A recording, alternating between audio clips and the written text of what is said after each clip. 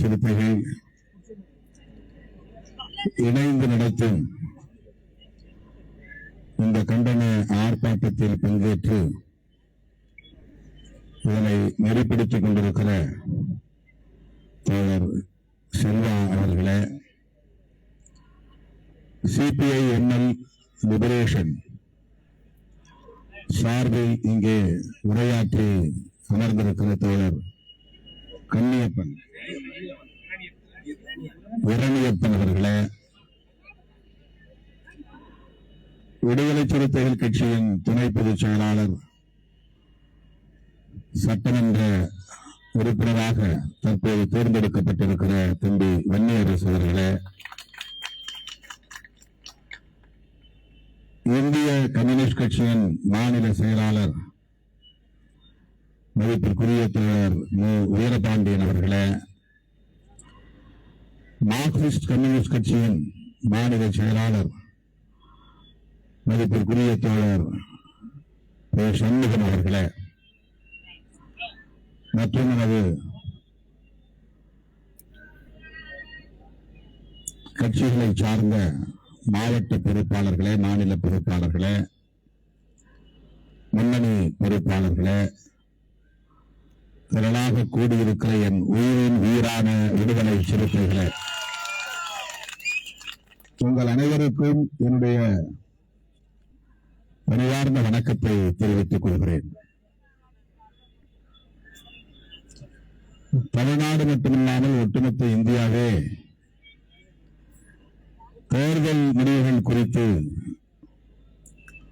தீவிரமாக விவாதித்துக் கொண்டிருக்கிறார்கள். ஒவ்வொரு நொடியும் பரபரப்பாக பேசப்பட்டு வருகிற, விவாதிக்கப்பட்டு வருகிற இந்த சூழலில் அடுத்து என்ன நிகழும் என்கிற எதிர்பார்ப்போடு எல்லோரும் காத்திருக்கிற சூழலில் நாம் இங்கே மக்கள் பிரச்சனைகளுக்காக போராட ஒன்று கூடியிருக்கிறோம். தேர்தல் முடிவுகள் வருவதற்கு முன்பே இந்த எரிவாயு விலை உயர்வை கண்டித்து ரயில்வே துறையில் காலி செய்யவிருக்கிற பணியிடங்களை பாதுகாக்க வேண்டும் என்பது குறித்து இந்த ஆர்ப்பாட்டத்தை நடத்த வேண்டும் என்று முடிவு செய்து அறிக்கை வெளியிட்டோம். இன்றைக்கு தமிழ்நாடு முழுவதும் மாவட்ட தலைநகரங்களில் இந்த ஆர்ப்பாட்டங்கள் நடந்தேறியுள்ளன. சென்னையில் இப்போது நடைபெற்றுக் கொண்டிருக்கிறது. இந்திய ஒன்றிய அரசு அல்லது பாஜக அரசு உழைக்கும் மக்களுக்கு எதிரான கொள்கை முடிவுகளை எடுத்து வருகிறது. உழைக்கும் மக்களின் உழைப்பை சுரண்டி வருகிறது.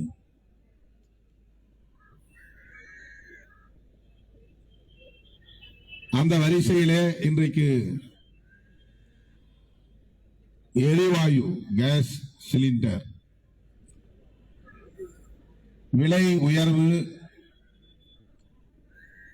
எளிய மக்களை வெகுவாக பாதிக்க செய்கிற சூழலில், அதனால் ஏற்படுகிற பாதிப்புகளால் வேலைவாய்ப்பின்மை அதிகரித்திருக்கிற சூழலில் இதனை கண்டிப்பதற்காக நாம் இங்கே கூடியிருக்கிறோம். அண்மையிலே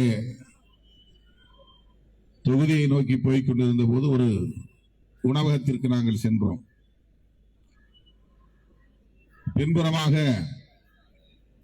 உணவகத்திற்கு பின்புறமாக கழிப்பறைக்கு செல்லுகிற போது வெளியிலே பெரிய பெரிய ஸ்டவ் அடுப்பை வைத்து விறகு கட்டையை வைத்து எரித்துக் கொண்டிருந்தார்கள். நிறைய விறகு கட்டைகளையும் பச்சை விறகுகளை அடுக்கி வைத்திருந்தார்கள். நீண்ட காலத்திற்கு பிறகு உணவகங்களிலே இப்படி பார்க்கிற ஒரு சூழல் எனக்கு பார்த்ததும் சற்று அதிர்ச்சி அடைந்தேன். என்ன இவ்வளவு விறகு கட்டையை போட்டு வச்சிருக்கிறீங்க ஏன் விறகு கட்டையை எரிக்கிறீங்க? அந்த உணவகத்தின் உரிமையாளர் சொன்னார், ஆனால் தெரியாதா உங்களுக்கு, கேஸ் சிலிண்டர்லாம் விலை கடுமையாக ஏறி போச்சு, எங்களால் வாங்க முடியல. அதுதான் விறகு வாங்கி காய போட்டு வச்சிருக்கிறோம். விறகு அடுப்பைத்தான் இப்ப பயன்படுத்துகிறோம். இது கிட்டத்தட்ட 3 வாரம், ஒரு மாதம் இருக்கும் இந்த பிரச்சனை. நேரடியான கள அனுபவம் அது. 70களில் 80களில் நிறைய ஹோட்டல்களில் விறகு அடுப்புகளைத்தான் பார்க்க முடியும். நான் 70களில் சென்னைக்கு வந்த காலத்தில் சாதாரணமான ஹோட்டலுக்கு சாப்பிட போனால் புகை சுற்றி கொள்ளும். அந்த உணவகம் முழுக்க ஒரே புகையா இருக்கு. என்ன இவ்வளவு புகை அடி, இல்லைங்க அடுப்பு எரிஞ்சுக்கிட்டு இருக்கு, என்ன விறகு அடுப்பு. அந்த அனுபவம் இருந்ததனால் அந்த விறகு கட்டைகளை பார்த்த உடனே எனக்கு சட்டென்று ஒரு நினைவிலே பழைய காலம் வந்து போனது. ஆக நாடு பழைய காலத்தை நோக்கி திரும்பி போகிறது என்பதற்கு இது ஒரு சான்று. இதுதான் பிற்போக்குத்தனம் சொல்றோம் இல்லையா, அதுதான் இது பொருள். காலம் முன்னே நோக்கி போக வேண்டும், அதற்கு பதிலாக பின்னே நோக்கி போகுது. ஏன் அவங்கள வலதுசாரி பிற்போக்கு சக்திகள் அப்படின்னு சொல்றோம்னா இதுதான் காரணம். அவங்க எடுக்கிற நிலைப்பாடுகள், அவர்கள் எடுக்கிற முடிவுகள் நம்மை பின்னுக்கு தள்ளுகிறது, நம் வாழ்க்கை முறையை பின்னுக்கு தள்ளுகிறது. நாம் கடந்து 40 ஆண்டுகள் கடந்து வந்துட்டோம். ஆனா மறுபடியும் 50 ஆண்டுகளுக்கு பின்னால் செல்ல வேண்டிய நிலை. கலாச்சார அடிப்படையிலே இன்னும் பின்னால் போக வேண்டும் என்று அவர்கள் எதிர்பார்க்கிறார். 1000 வருடங்களுக்கு முன்னால் நம்முடைய கலாச்சாரம் எப்படி இருந்ததோ அப்படி இருக்க வேண்டும். இதற்காகத்தான் அவர்கள் கட்சி நடத்துகிறார்கள், இதற்காகத்தான் அவர்கள் ஆட்சியில் இருக்கிறார்கள், இதற்காகத்தான் அவர்கள் நம்மோடு போராடி கொண்டிருக்கிறார்கள். முற்போக்காளர்களோடு, முற்போக்கு சிந்தனையாளர்களோடு, புரட்சிகர சிந்தனையாளர்களோடு. அவர்களுடைய அரசியல், அவர்களின் நம்முடைய அரசியல், அவர்கள் அப்படி சொல்லுவது அவர்களின் அரசியல் நம்முடைய கலாச்சாரத்திற்கு எதிரானவை. கம்யூனிஸ்டுகளின் அரசியல், அம்பேத்கரியவாதிகளின் அரசியல், பெரியாரியவாதிகளின் அரசியல். இன்றைக்கு வல்லரசுகளாக இருக்கிற அமெரிக்கா, சைனா போன்ற நாடுகள் உலகத்தின் எந்த தேசத்திலும் எந்த தடையும் இன்றி தொழில் தொடங்குவதற்கு, வணிகம் செய்வதற்கு ஏற்ப கொள்கையை வரையறுத்துக் கொண்டார்கள். காட் ஒப்பந்தத்தின்படி. அதுதான் உலகமயமாதல், தாராளமயமாதல், தனியார் மயமாதல். இதனை தொடக்க காலத்தில் நாம் 90களிலே கடுமையாக எதிர்த்தோம். முடியவில்லை, இன்னும் பேசிக்கொண்டே இருக்கிறோம். அதன் அடிப்படையில் தான் அரசு துறைகளை எல்லாம், பொதுத்துறைகளை எல்லாம் தனியாருக்கு தாரை வார்த்துக் கொண்டே இருக்கிறார்கள். எல்லாவற்றையும் தனியார்மயமாக்கிக் கொண்டே இருக்கிறார்கள். இது உலகளாவிய அளவில் நாடுகளுக்கு இடையிலே நடந்திருக்கிற ஒப்பந்தத்தின் அடிப்படையில் நடைமுறைப்படுத்தி வருகிற ஒரு செயல் திட்டம். அது அரசாங்கம் எதையும் பொறுப்பெடுத்துக் கொள்ளக்கூடாது. அரசாங்கம் செலவு செய்யக்கூடிய துறைகளை நடத்தக்கூடாது. எல்லாவற்றையும் தனியாருக்கு ஒப்படைத்து விட வேண்டும். இது இந்த ஒப்பந்தத்திலே மிக முக்கியமான ஒரு அம்சம், முக்கியமான ஒரு கூறு. அந்த கொள்கைகளின் அடிப்படையில் தான் டெல்லியிலே உருவாகிற அரசு, அது எந்த அரசாக இருந்தாலும், காங்கிரஸ் அரசாக இருந்தாலும், பாஜக அரசாக இருந்தாலும், அந்த அடிப்படையில் தான் பொருளாதார கொள்கைகளை வரையறுக்கிறார்கள், செயல் திட்டங்களை தீட்டுகிறார்கள். ஒவ்வொரு பொதுத்துறையையும் மெல்ல மெல்ல தனியார் மயமாக்கிக் கொண்டே வருகிறார்கள். ஒரு துறையை நேரடியாக மொத்தமாக தனியாரிடம் ஒப்படைத்தால் மக்களிடத்திலே கடும் எதிர்ப்பு வரும் என்பதனால் அவருடைய பங்குகளை கொஞ்சம் கொஞ்சமாக விற்பது. தனியாருக்கு, மொத்தமாக நாங்கள் கொடுக்கவில்லை, கொஞ்சம் தான் தனியாருக்கு ஒப்படைக்கிறோம். இப்படி தனியார்மயமாதலை மெல்ல மெல்ல அதிகரித்து இன்றைக்கு விமான நிலையங்கள் எல்லாம் அரசின் கட்டுப்பாட்டில் கிடையாது. அதானி, அம்பானி போன்றவர்களின் கட்டுப்பாட்டுக்குள்ளே போய் கொண்டிருக்கிறது. துறைமுகங்கள் எல்லாம் அரசின் கட்டுப்பாட்டில் இருந்து மெல்ல நழுவிக்கொண்டே இருக்கிறது. தனியார் துறைமுகங்களை கட்டுவதற்கு, நிர்வாகம் செய்வதற்கு சட்டம் இடம் கொடுக்கிறது. உலகத்தில் எந்த நாடும் அவனுடைய வணிகத்தை, அதாவது வியாபாரத்தை, அவனுடைய தொழிலை அவன் இருக்கிற இடத்திலிருந்தே செய்ய முடியும்.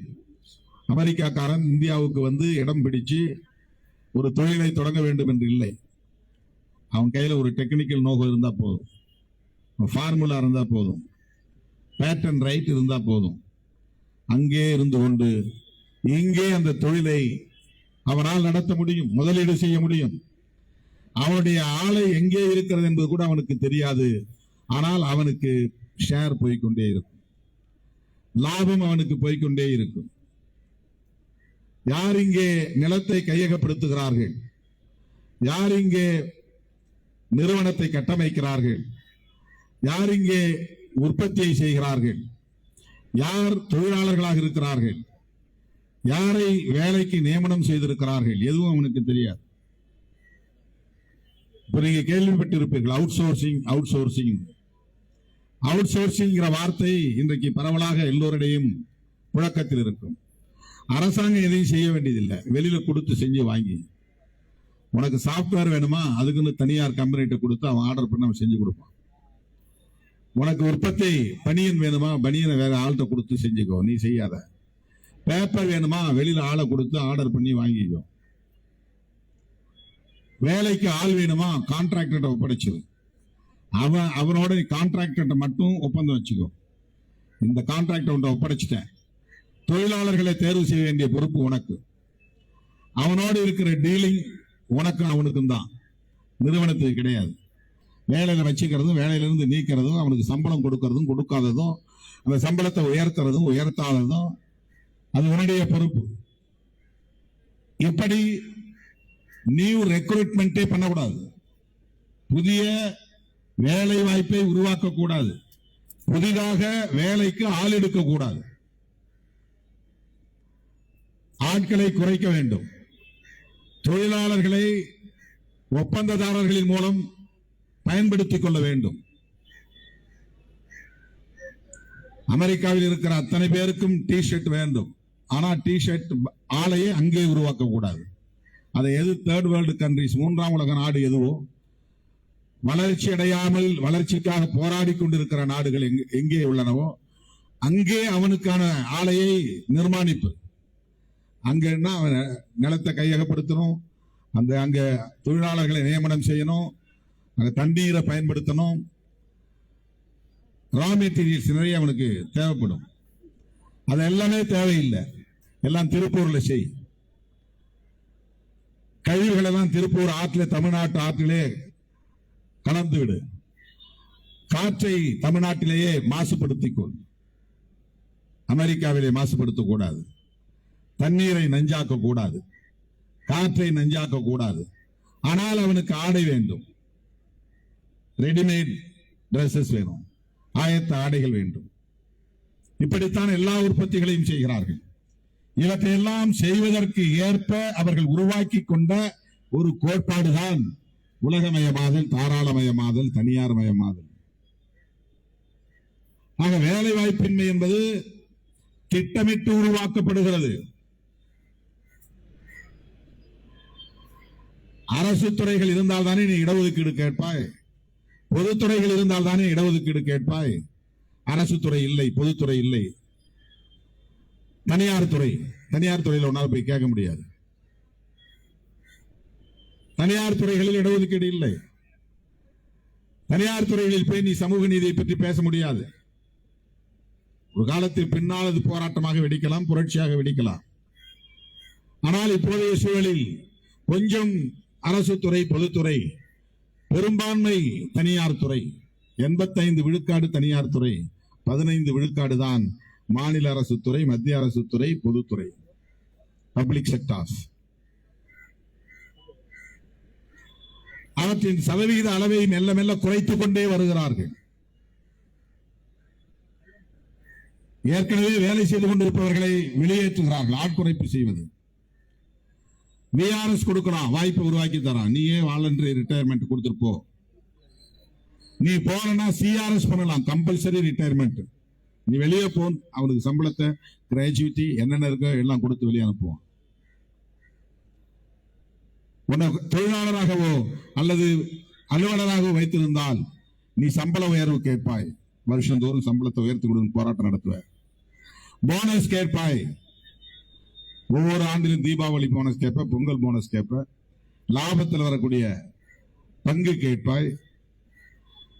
அதையெல்லாம் டீல் பண்ண முடியாது. ஆகவே அதை செய்ய முடியாது. ஆட்குறைப்பு, புதிதாக வேலை எடுப்பதற்கு தடை, தனியார் மயமாதல், இது போன்ற இந்த பின் விளைவுகள் எல்லாம் உலகமயமாதல், தாராளமயமாதல், தனியார் மயமாதல் என்கிற கோட்பாட்டை நடைமுறைப்படுத்துவதற்கு இந்த தேசம் ஒத்துக்கொண்டதனால், ஒப்பந்தத்தில் கையெழுத்திட்டதனால் பின் விளைவுகளாக நிகழ்ந்து கொண்டிருக்கின்றன. Effects, side effects. நாம் பாதிப்புகளை மட்டுமே பார்க்கிறோம். பாதிப்புகளில் இருந்து உருவாகிற விளைவுகளை பார்க்கிறோம். இந்த பாதிப்புகள் எங்கிருந்து வருகின்றன, எதனால் வருகின்றன, எப்படி வருகின்றன என்பதையும் நாம் உற்று நோக்க வேண்டியிருக்கிறது, கவனிக்க வேண்டியிருக்கிறது. அந்த அடிப்படையில் தான் நாம் ஆட்சியாளர்களை, ஆட்சி நிர்வாகத்தை கண்டிக்கிறோம், விமர்சிக்கிறோம். ஏதோ தனிப்பட்ட முறையில் பிஜேபி மேல இருக்கிற வெறுப்பு அல்ல. எல்லாவற்றையும் கார்ப்பரேட் மயமாக்குதல். ஒரு காலத்தில் நம்ம உள்ளூர் சந்தை இருந்தது. உள்ளூர் சந்தைனா அந்த ஊர்ல உற்பத்தி ஆகக்கூடிய காய்கறிகள் சந்தைக்கு வரும். வாரத்தில் ஒரு நாள் 2 நாள் நடக்கும். மாட்டு சந்தை நடக்கும், காய்கறி சந்தை நடக்கும். திருவிழா காலத்தில் எல்லா பொருள்களும் பெறக்கூடிய வகையில் ஒரு சந்தை நடக்கும். இவையெல்லாம் உள்ளூர் மக்களுக்கான தேவையை பொறுத்து உள்ளூரிலேயே உற்பத்தி ஆகிற பொருட்கள். இப்ப உள்ளூர் சந்தைகளே பார்க்க முடியாது, அங்கொன்றும் இங்கொன்றும் தான். இப்போ எல்லா உற்பத்திகளும் கார்பரேட்டுகளுக்காகத்தான், உலக சந்தைக்காகத்தான். நீ அரிசி உற்பத்தி செய்வதாக இருந்தாலும் நமக்காக இல்லை, கோதுமை உற்பத்தி செய்வதாக இருந்தாலும் அது உலக சந்தைக்காகத்தான், ஆடைகள் உற்பத்தி செய்வதாக இருந்தாலும் அது உலக சந்தைக்காகத்தான், சர்வதேச சந்தைக்காகத்தான். எல்லாவற்றையும் மெகா உற்பத்தி, எந்திரமயமாக்கி ஆளை வச்சு வேலை செய்ய வேண்டாம். பருத்தியை போட்டா நூலாயிரும், நூல் வந்து ஆடையாகிவிடும். அதை மடித்து பார்சல் செய்து அனுப்பிவிட முடியும். இதெல்லாம் ஒரு சில வாரங்களில் முடிந்துவிடும். இப்படி எந்திரமயமாக்குதல். இதன் மூலம் புதிதாக ஆள் சேர்க்க, ஆள் எடுக்காமல் தடுப்பது, தவிர்ப்பது, குறைப்பது. படித்தவர்கள் ஒவ்வொரு ஊரிலும் நூற்றுக்கணக்கானவர்கள், ஆயிரக்கணக்கானவர்கள் வேலை இல்லை. இந்த வேலை வாய்ப்பு நாளுக்கு நாள் பெருகிக் கொண்டே போகிறது. நீங்க எல்லாம் படிச்சுட்டா விவசாய உற்பத்தியில் யார் ஈடுபடுவது, உடல் உழைப்பில் யார் ஈடுபடுவது, உற்பத்தியில் யார் ஈடுபடுவது, தெருவை கூட்டுவது யார், கழிப்பறையை சுத்தம் செய்வது யார்? இந்த கேள்வியை எழுப்புகிறவன் இன்றைக்கு இந்திய மண்ணில் சனாதன சங்கிகளாக இருக்கிறார்கள். அவன் பட்டம் பெற்று அயல் நாடுகளுக்கு செல்ல வேண்டும், சொகுசான வாழ்க்கையை வாழ வேண்டும். இங்கே அவன் வாங்கி போடுகிற வீடுகள், அந்த வீடுகளை பராமரிப்பதற்கு தொழிலாளர்கள் தேவை. இங்கே இருக்கிறவருடைய பெற்றோரை கவனிப்பதற்கு, பராமரிப்பதற்கு ஆட்கள் தேவை. படித்தால் அந்த வேலைகளை செய்ய மாட்டார்கள். சங்கிகள் கார்ப்பரேட் மயமாதலை ஒருபுறம் செய்கிற அதே வேளையில் சனாதன மயமாதலையும் செய்கிறார்கள். அதனால்தான் நாம் சங் பரிவார்களை மக்களிடத்திலே அம்பலப்படுத்துகிறோம். வேறொன்றும் தனிப்பட்ட வெறுப்பு கிடையாது. இவர்களிடத்திலே கூடுதலான ஒரு தீங்கு சமூகத்தை சனாதனமயப்படுத்துதல், தேசத்தை, ஆட்சி நிர்வாகத்தை, பொருளாதார உற்பத்தியை, விநியோகத்தை கார்ப்பரேட் மயமாக்குதல். ஒரே காலத்தில், சமகாலத்தில் கார்ப்பரேட் மயமாதலும் சனாதனமயமாதலும் சங் பரிவார்களால் நிகழ்த்தப்படுகின்றன. சமூக நீதியை மெல்ல மெல்ல சிதைக்க வேண்டும். அந்த குரல் ஓங்கி ஒலிக்க கூடாது. உயர் அதிகாரம் உள்ள பதவிகளில் எளிய மக்கள், விளிம்பு நிலை மக்கள் வந்து அமர்ந்து விடக்கூடாது. இவற்றையெல்லாம் கட்டுப்படுத்த வேண்டும், குறைக்க வேண்டும் என்கிற திட்டங்களோடு, செயல் திட்டங்களோடு கொள்கைகளை வரையறுக்கிறார்கள், நம் மீது திணிக்கிறார்கள். ரயில்வே துறையில் 30,000 வேலைகளை பறிக்க வேண்டும், 2% வேலையை சரண்டர் பண்ண, ரீடிஸ்ட்ரிபியூஷன் பண்ண, அதை ரேஷனலைசேஷன் அப்படிங்கிறான். அதை ஒரு சுற்றறிக்கையாக வெளியிடுகிறான். அந்த சுற்றறிக்கையின் மூலம் 30,000 பேருக்கான வேலை, அதாவது போஸ்ட் கிரியேட் பண்ற போஸ்ட், இந்த பணி இடங்கள்னு அதுக்கு பேர். இந்த போஸ்டே இல்ல அப்படின்னா 30,000 பேருக்கு வேலை வாய்ப்பு இல்லை. புதுசா யாரும் ஆள் எடுக்க வேண்டிய தேவையில்லை. போஸ்ட் இருந்தா அதை ஃபில்அப் பண்ண போராட்டம் நடத்துவார். இந்த இடம் காலியா இருக்கு, ஃபில்அப் பண்ண. இத்தனை ஆசிரியர்களுக்கான காலி இடங்கள் இருக்கின்றன, அதை ஃபில்அப் பண்ண ஆசிரியர்கள் போராட்டம் நடத்துறாங்க. அது காலி இடமே இல்லை, பணி இடமே இல்லை. ஓராசிரியர் பள்ளி திட்டம், ஒரே ஆள் 3 கிளாஸ் எடுக்கலாம், 4 கிளாஸ் எடுக்கலாம். பணி இடங்களே இல்லை. ஏன் நாங்க போஸ்ட்ல யாரும் ஆளை போடல? போஸ்டே இல்லை, போஸ்டே கிரியேட் ஆகல. ஏற்கனவே கிரியேட்டட் போஸ்ட், இந்த இவ்வளவு பேர் ஆள் தேவை, இந்த துறைகள்ல என்னென்ன வேலைகளை செய்ய இத்தனை பணியிடங்கள் தேவை, நாம் கிரியேட் பண்ணி வச்சிருந்ததை குறைக்க சொல்றான், அதை கேன்சல் பண்ண சொல்றான், அதை இல்லாமலாக்க சொல்கிறான், அதை பறிக்கிறான்.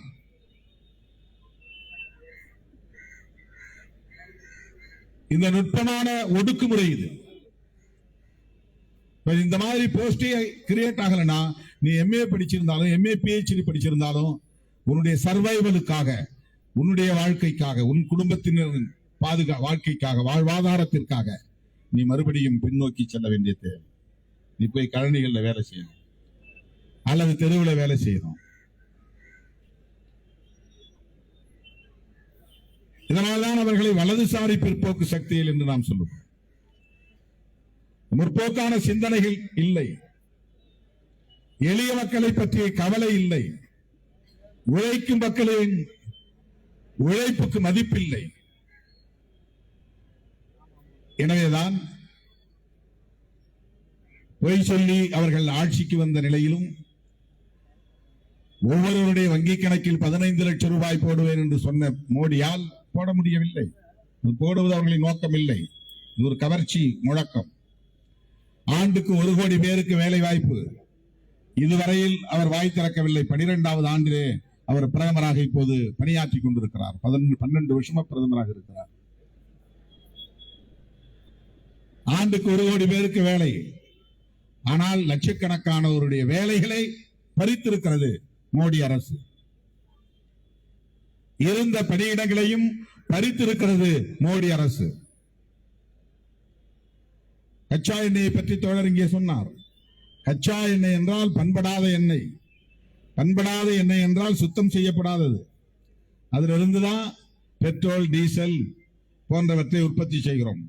குரூட் ஆயில், குரூட் ஆயில் வடமொழியில கச்சா, இந்தியில, இங்கிலீஷ்ல குரூட் ஆயில்.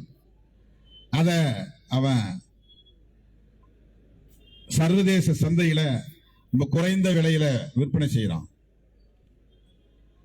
அங்க விலை குறைகிறது, ஒரு கண்டெய்னர் விலை குறையுதுன்னு சொன்னா, இவ்வளவு டாலர் குறையுதுன்னா பெட்ரோல் டீசல் விலை குறையணும். ஆனா பெட்ரோல் டீசல் விலை ஏத்துற மாதிரியே இருக்கும். சர்வதேச சந்தையில அந்த கச்சா எண்ணெயுடைய விலை குறைஞ்சிருக்கும்.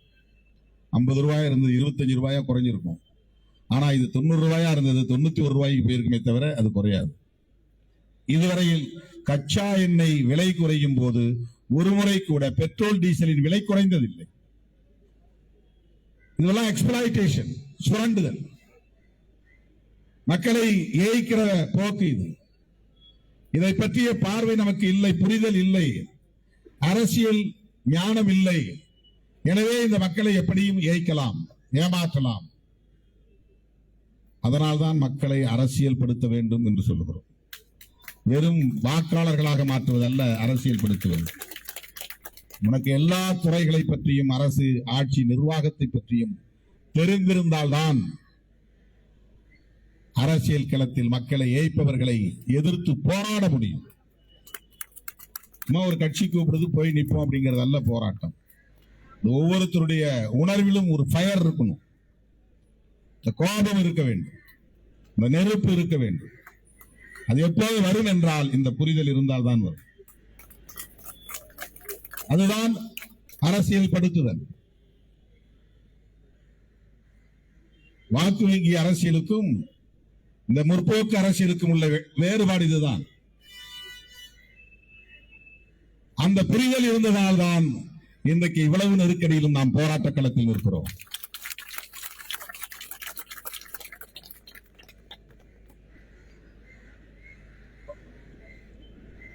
இடதுசாரிகளும் திருமாவளவனும் என்ன முடிவெடுக்க போகிறார்கள்?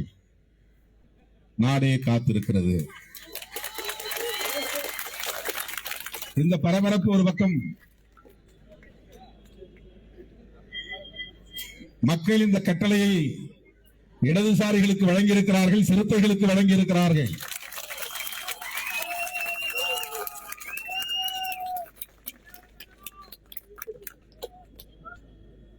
நான் பெருமிதத்தோடு சொல்லவில்லை, பெருமைக்காகவும் பேசவில்லை.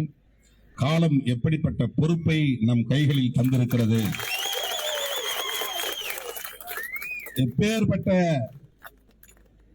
சுமையை நம் தலையிலே சுமத்தி இருக்கிறது. சோதர்களே, பல பேரும் பலவிதமா ஆசை காட்டுறாங்க. அது கிடைக்கும், இது கிடைக்கும், அங்கே போனால் வாரலாமா, இங்கே போனால் அல்லலாமா என்று கருதக்கூடியவர்கள் அல்ல சிறுத்தைகளும் இடதுசாரிகளும்.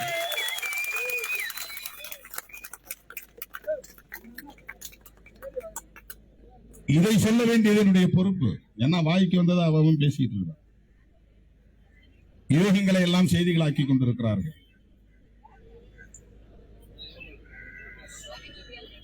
எது சரியோ, எதை செய்ய வேண்டுமோ அதை செய்ய வேண்டும் என்கிற அந்த பொறுப்புணர்வோடு தான் நான் இடதுசாரிகளோடு இணைந்து முடிவெடுப்போம் என்று சொல்லியிருக்கிறேன்.